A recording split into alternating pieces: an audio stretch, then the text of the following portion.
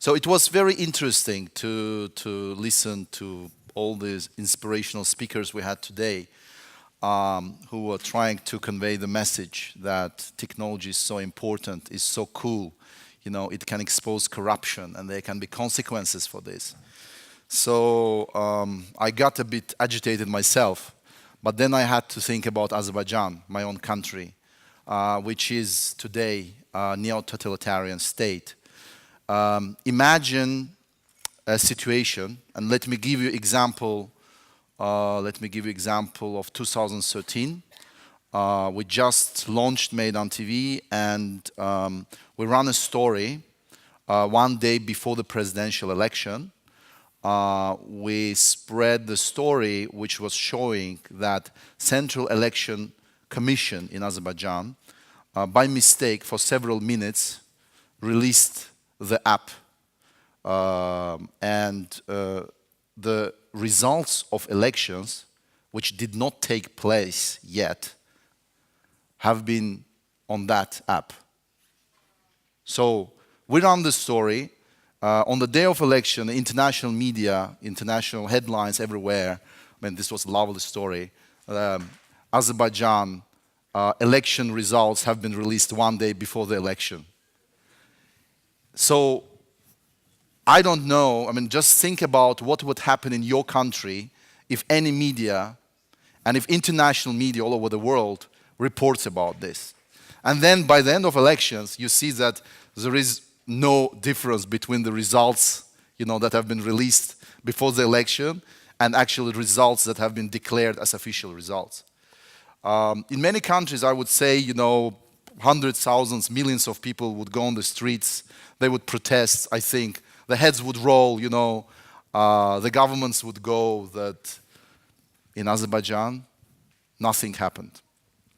So we still have a president who changed the constitution, has now third presidency, and these presidencies follow after two presidencies of his father, and actually his father still in Soviet Union for 2 decades being in charge of Azerbaijan. So it's a dynasty.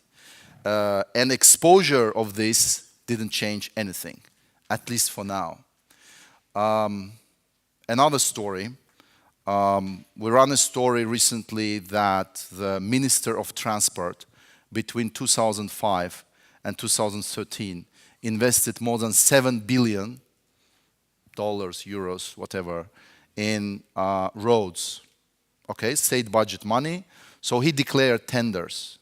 So we created infographic showing with evidence, names, photos of owners of those companies who won those tenders. All of them were relatives of the Minister of Transport. You think something happened? You think someone resigned? You think President made statement on this? No, nothing happened. The guy is still the Minister of Transport. So yeah, this is the difference, you know, between semi-authoritarian states, democratic states, and neo-totalitarian state. So the power, I think, of neo-totalitarian state, or the way how they project the power, the way how they develop their power, is they don't close everything, they don't abandon everything. They do allow certain things to happen. We do have elections, you know, but when elections are completely rigged, this doesn't mean anything. Nothing happens.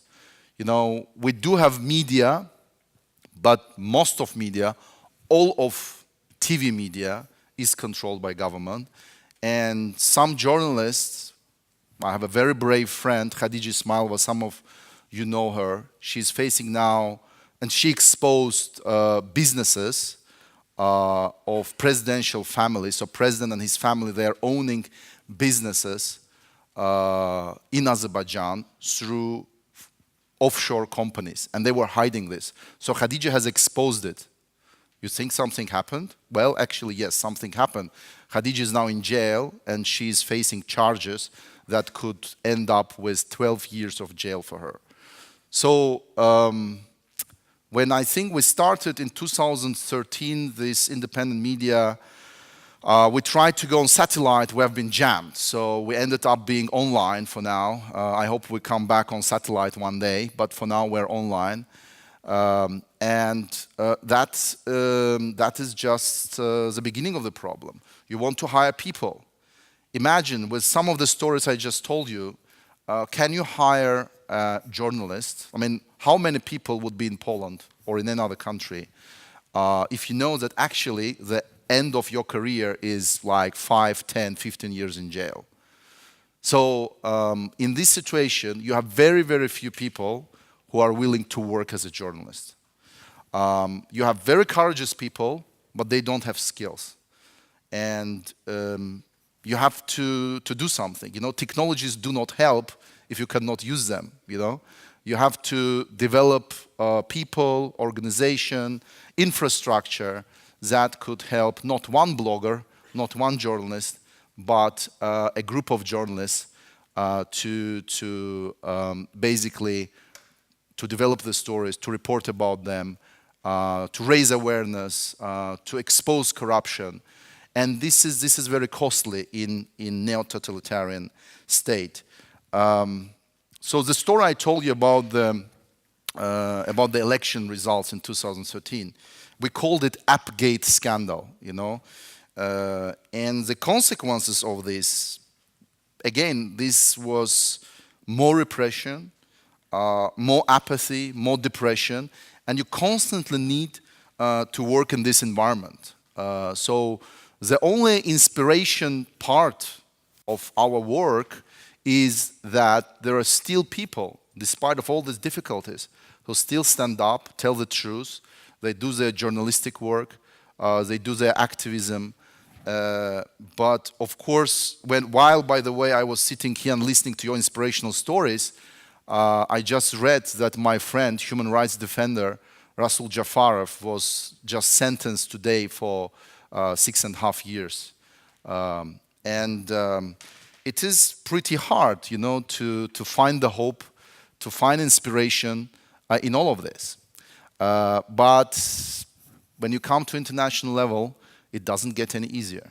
Recently, one international organization, I will not name anyone because I do not want, you know, to like target someone or some organizations or governments, but I want to show you the context. So this international organization invited me to one of the capitals in the European Union, and we wanted to have some couple of events, speeches, advocacy work, and they tried to set up a meeting for me with the Minister of Foreign Affairs of that country. So Minister of Foreign Affairs of this country, quite influential country in the European Union, said, no, we cannot meet Emin. They said, why? They said, well, if Azerbaijan government finds out, they would shut down our embassy in Azerbaijan. So this is, of course, very depressing, right? We talk about human rights, about human dignity, about importance of, you know, democracy in post-Soviet space, but this is, you know, this is when it comes to solidarity. This is, and by the way, when I say solidarity, I have to say that Solidarity Fund in Poland cancelled its intention to make a call for applications to support civil society in Azerbaijan. In 2014, Azerbaijan was chairing Council of Europe. Dictatorship was chairing #1 human rights and democracy club in Europe. Did anyone care? Well, yes, some human rights organizations. On policy level, on level of states, Aliyev, welcome, applauses. He's even ended up walking in Strasbourg in the Parliamentary Assembly and shouting at members of, you know, European Parliament, and they accepting this, you know. This is part of the environment we are operating in. EU Commission. In 2014, again, this was the worst year in our recent history. The worst crackdown, the 60 NGOs have been shut down in Azerbaijan. The leaders of those NGOs have been jailed, arrested, forced into exile. EU Commission no call in 2014 to support civil society in Azerbaijan. It's deliberate policy. It's not naivety, it's not a bureaucratic mistake, it's a policy. It's a policy. I have seen organizations, international NGOs, who talk about human rights, democracy. When they come to Azerbaijan, they shut up. The government cracks down, puts people in jail, goes wild. What happens? They leave Azerbaijan. I ask them, why are you leaving? This is your part of your mission, to work in Azerbaijan, support civil society, activists. We can't work there. I think you're lying. What does it mean you cannot work there? We have today here Zaur Gurbanli from Nida Civic Movement. He was in jail, spent around 2 years in jail. He was writing to Meydan TV from jail. So we had people, writing and risking being put in solitary confinement, as some of them have been put, but writing and telling the truth and telling the stories out of jail. And I was looking in their faces and saying, how you can say that it's impossible to work in Azerbaijan when we actually work with people in jails in Azerbaijan. So, despite of all this, I think we often hear the question, but what is the impact of the work? What is the impact of the work? How many people you reach? How influential you are? And unfortunately, many individuals, organizations in neo-totalitarian states cannot come to this stage and boost with, the successful ideas about that they reached out to like 8 million, readers, as for example, a day, as Ukrainska Pravda does in Kiev, for example. There are no figures like this. But imagine Havel in 1981. If you would ask him, what is your impact, Havel? You're sitting in jail. Who is reading you? You Czech people, Slovak people don't care about you. And probably that would be mostly right.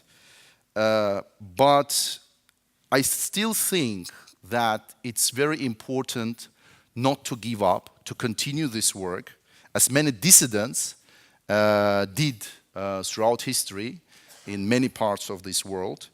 And it's very important to do the right thing, even if the right thing is not appreciated in your country by majority of the people at this phase of our history, or if some Western governments, EU Commission, or others decide to leave you and abandon you with no support.